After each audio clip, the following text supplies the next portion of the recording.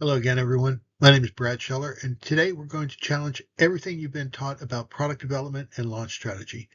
Now, the subtitle says it all: why the launch early era is over, and how to build defensible products in the age of AI replication. So, for the past decade, we've operated under the mantra of move fast, break things, learn, iterate, ship early, get feedback, iterate publicly. That playbook is now obsolete. AI has fundamentally changed the competitive landscape. Let me show you exactly why the rules have changed and what the new playbook looks like. So let's think about this. To survive this new AI era, we must challenge the old rules. Things have changed. So let's contrast this. Back in around 2015, speed to market was the key. Primary metric, you had to get to market quickly. And the way you did that was you released broken minimum viable products or MVPs to test the marketplace, to test the consumer reaction. Eric Ries's lean startup methodology dominated thinking. IDEA was featured on Nightline for their philosophy of prototype, iterate fast, learn fast, get to market with consumer feedback. And in fact, the first mover advantage was assumed to be the leading roadmap to market success. That was the gold standard. Now, however, the gold standard has changed. Stealth is the new gold standard. And the reason is AI has democratized execution. Anyone can build anything quickly. Barriers to entry, for the most part, are near zero. A competent developer with Claude code and all the tools that are available can ship in days what used to take maybe months before. But more importantly, your minimum viable product can be reversed engineered through cloning tools that are available now. So your broken MVP, which got feedback, in the marketplace or comments and on perhaps your landing page or whatever, that becomes a blueprint for competitors. They can take your idea, reverse engineer it, get the feedback that you've just spent all this time and effort to obtain, and come out with a better version of your product quickly and beat you to market. So, what's the new mandate? We must shift from a public experimentation to private validation. If you cannot challenge the rule that says shipping code is the only way to learn, you are vulnerable. The old validation methods expose you to AI-powered reverse engineering. So, how many of you know of a product that has launched a product only to see a competitor clone it within weeks? Think about that. Okay, so that we're on the same page, let's make clear what we're talking about when we talk about an MVP and what must look like. And we're going to use the Cano model for reference here. And that model talks about the three layers or levels of features that any product should or must have. So the must-haves are, for example, cars. You got to have brakes. Hopefully have a place to sit. If you don't have those, you're already, your game's over. Performance features are features where more is better. There's linear satisfaction. Faster cars, more satisfaction. The delighters are features that exceed expectations and create delight. Heated steering wheels is unexpected. It's a great idea. Down here in the lower corner here, this is the shaded area. If your MVP falls into this zone where you're below the must-haves, you're not learning anything. You're just frustrating users. It caused major immediate dissatisfaction, and you're out of the game. So, a couple of key points here. According to the Cano model, certain features have to be there, even to learn something from this. Their absence not only causes major dissatisfaction, regardless of what else you offer, but also alerts potential competitors watching to see what has to be there that they have to provide. So the reality check is, if you miss these standards and you miss the reality check filter, you've wasted your time and just alerted opportunities for others. An MVP must still hit the sweet spot of a minimal of desirability, feasibility, and viability, And the minimal in the minimal viable product means minimal scope, not minimal quality. So the action item here is that before any launch, you need to identify your must-have features. Those are non-negotiable. And regardless of what features you want to learn need to be included in your product, we need to discuss why the public MVP is no longer valid. Basically, the launch and learn has become launch and leak. The MVP launch basically provides competitors an opportunity to reverse engineer an interesting idea, get feedback from the market that you provide, and provide very fast ways to clone it and have a superior product and beat you to the market. So, things to consider. If it's a digital product, code is a commodity.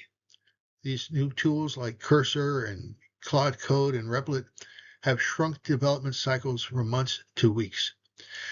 What may have taken a team of 5 developers 6 months can now be done by 1 developer in 2 weeks. Execution is no longer a moat. Also, when you launch a basic MVP, you're effectively publishing a product requirements document for your competitors. Every feature, every use flow, user experience, every design decision is now documented.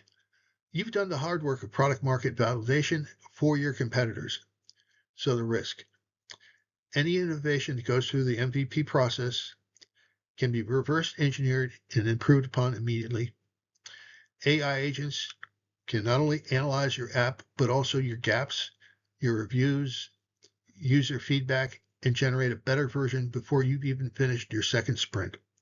So the uncomfortable truth is your public MVP is a gift to your competitors.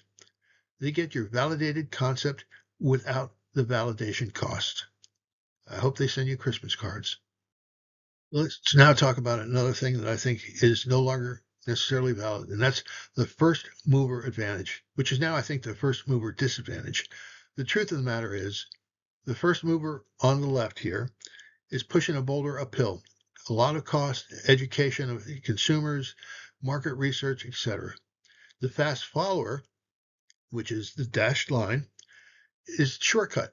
The easiest path, once the boulder is up at top, just roll it down the hill and bypass the exhausted pusher on the right. So in the AI era, weak MVPs create fast follower advantages. Free market research, less capital spent proving the need exists. You spend capital educating the user base. That's now a gift to the competition. You bear all the costs of market development and you get none of the benefits. Your competitors just wait and watch. Also, competitors can use AI agents to scrape your reviews. They identify your friction points automatically. They map every user complaint. They generate a solution before you fix your bugs. Tools can now analyze thousands of reviews in minutes. The result is competitors skip all your mistakes. They launch a high precision product immediately. They enter the market you created with a superior offering. You've done the expensive and hard work. They reap the rewards. So the irony is, first mover advantage no longer exists. It's become the first mover disadvantage. It's just an advantage for your competition. For example, how much have you spent educating markets that competitors then captured? Think about VisiCalc, Lotus 123, Excel, etc. The stories go on and on. Well, that's a pretty gloomy picture. So what's the solution? And the solution is validate before you build. Let's take a look at the graph below, or chart below. On the left side, you have a secure lab, a vault environment, if you will. This is the AI first product blueprint. On the right side, you have chaotic public market with social media, global connections. The key is, how do we get the information required for validation without giving away trade secrets? Well, 3-part strategy. First, you want to move from a public arena into your vault, private development environment.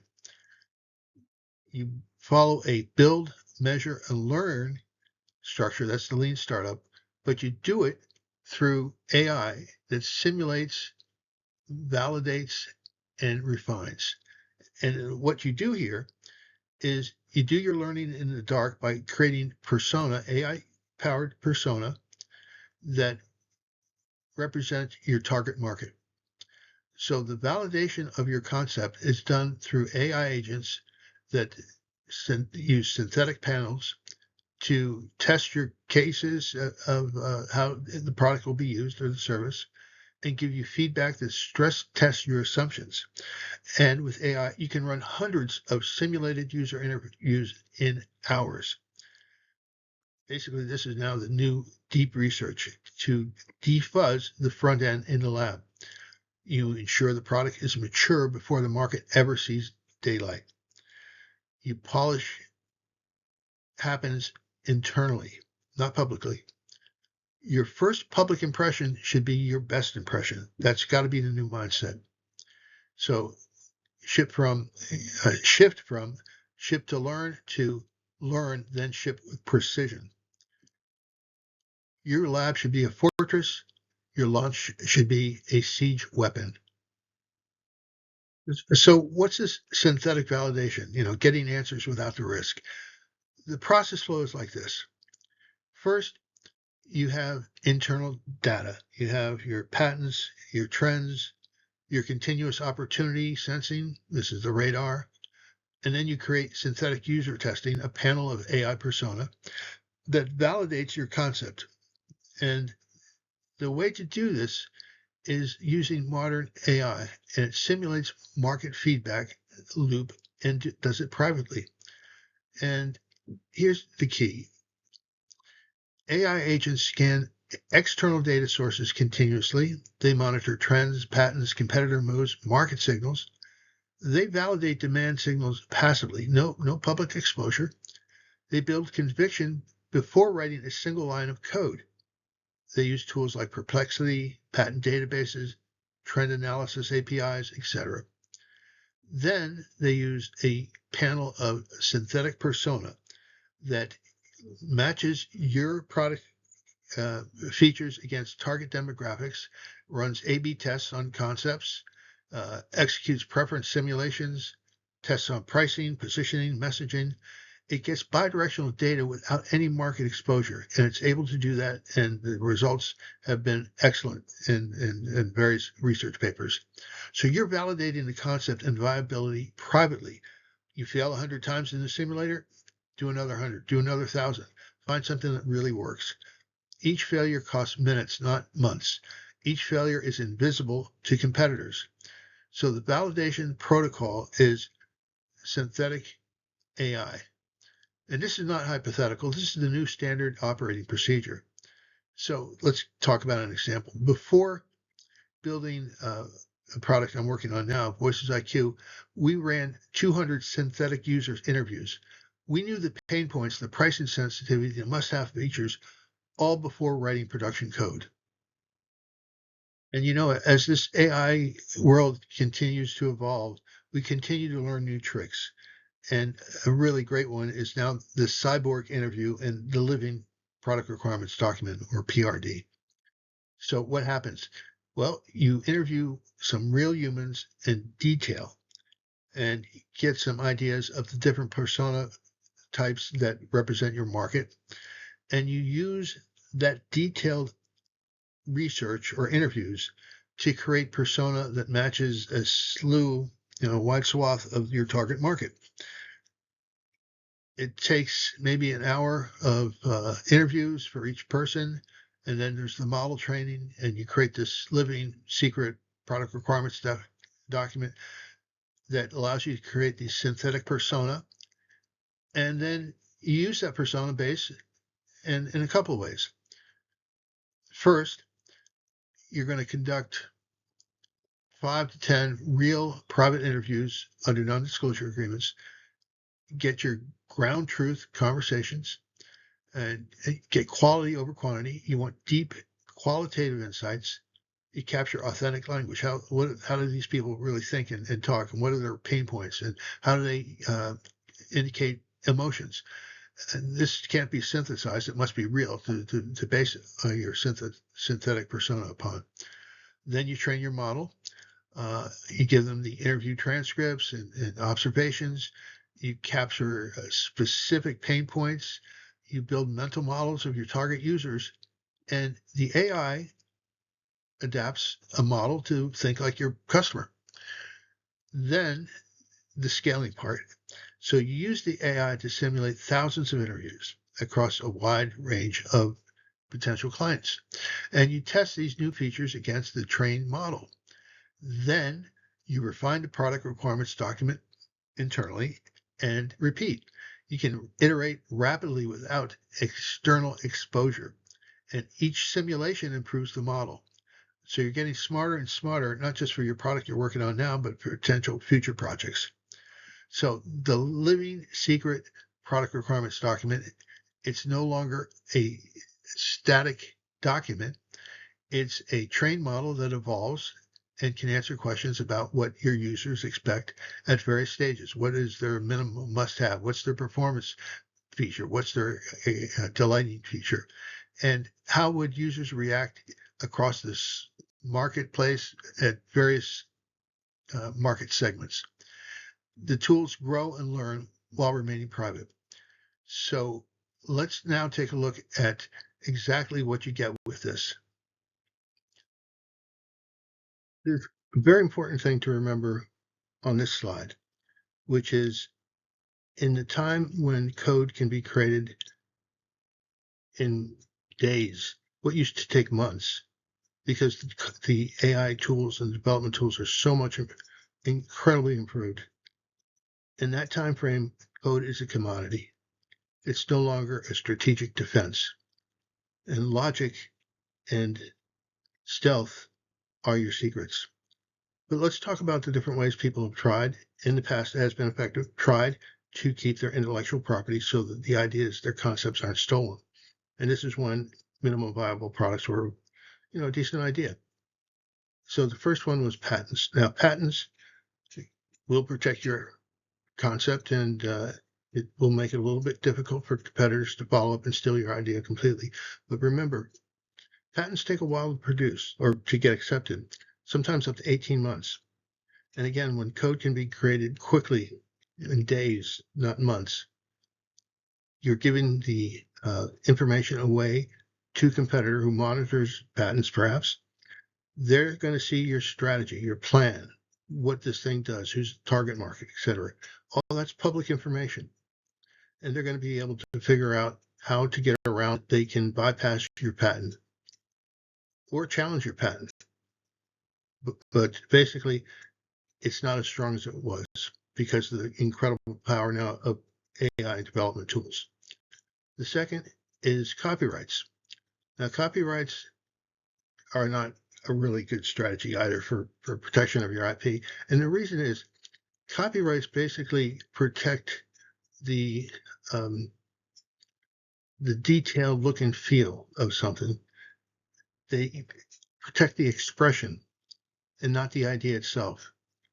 So a competitor who is looking at your patents or looking at your copyrights can get a sense of what you're trying to do and potentially rebuild, clone, whatever, your application idea or your product idea and get to market faster than you.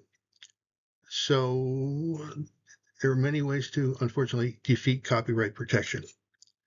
The third way is how you protect your trade secrets by putting them away in a vault. Let's call it a vault.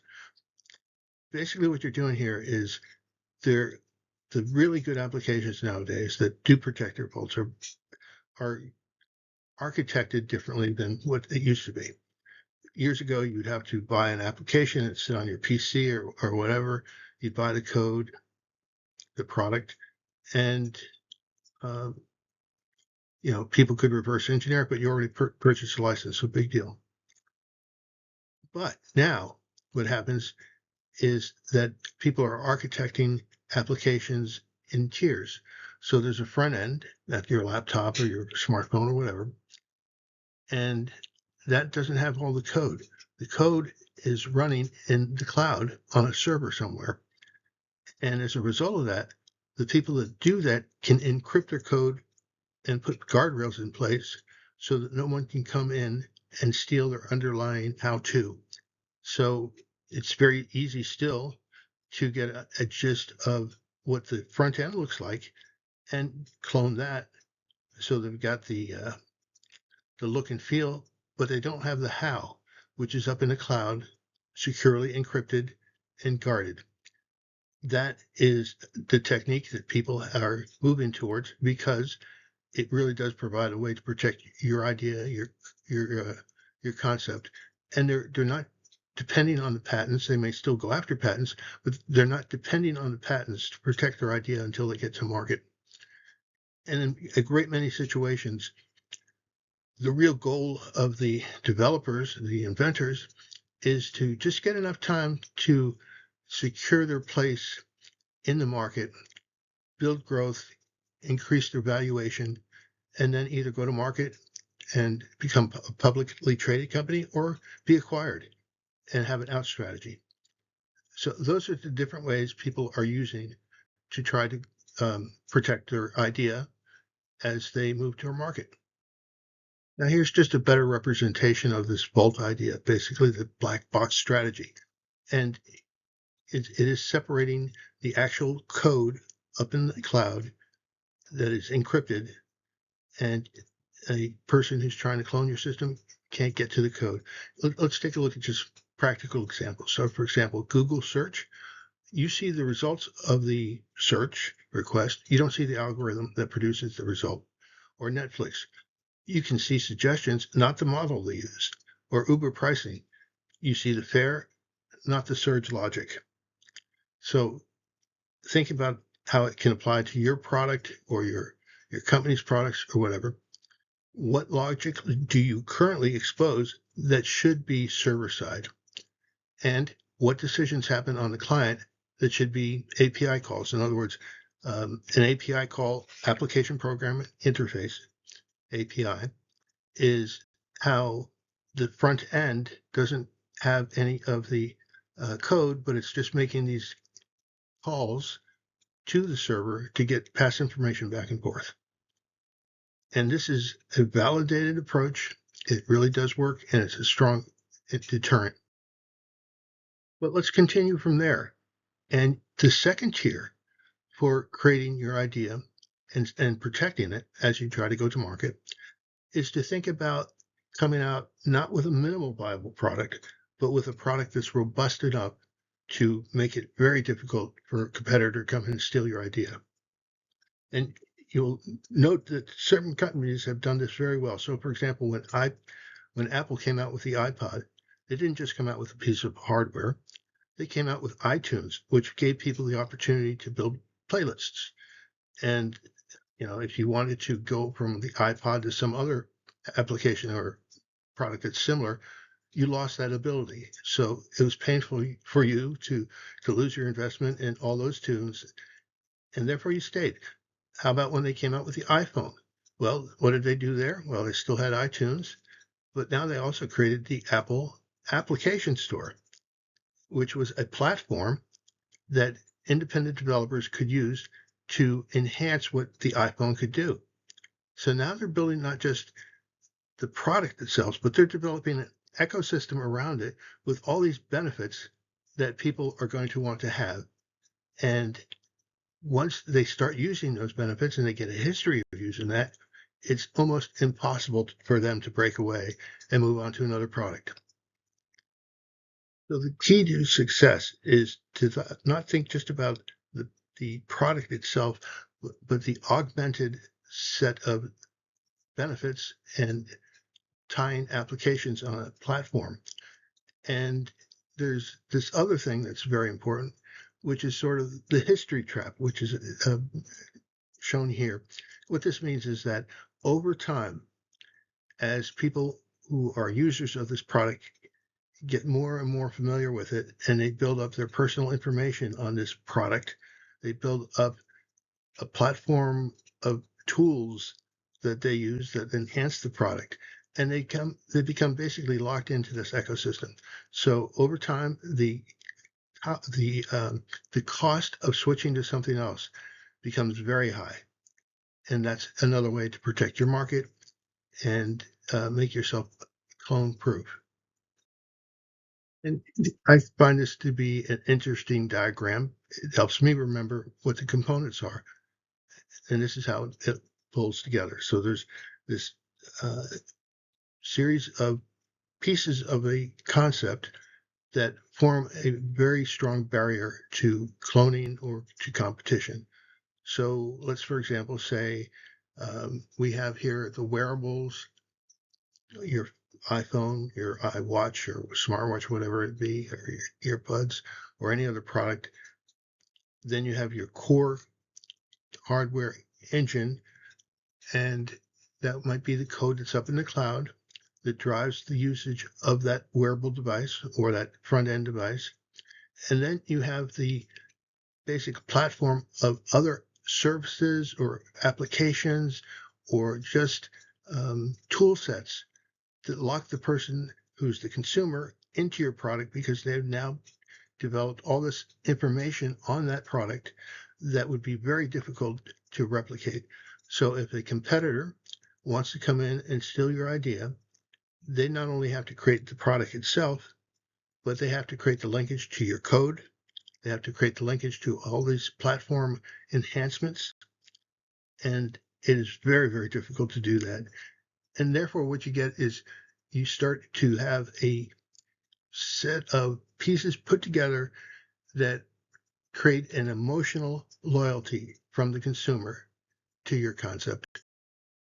Let me wrap up this series of ideas and concepts of what you have to do. And I think this little table will help. The old approach from the 80s up to almost 2022, let's say, the strategy was to launch your minimum viable products early, and that was used to allow you to get feedback from the marketplace and build enhancements, get your code better and better. So that was the golden rule. Now the golden rule is to validate your concepts synthetically to protect its secrets. In the past, speed was the primary metric, getting to market quickly with a good product and continually improving it. Now, the criteria are both stealth and precision, utilizing tools that are your feedback loop to allow you to come up with a very, very defensible and powerful defense for your concept. And the benefit in the past was to develop basically a first mover advantage because now you're the market first. You get to define how it's basically run. Now the key is how to build data continuity and ecosystem moats. That's the criteria.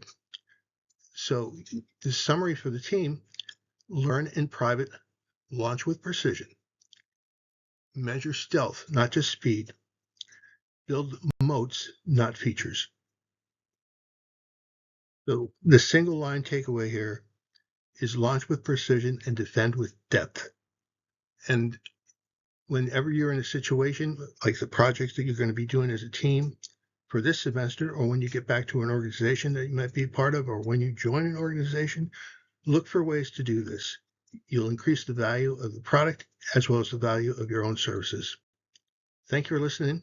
And if you have any questions, you can always contact me via Canvas.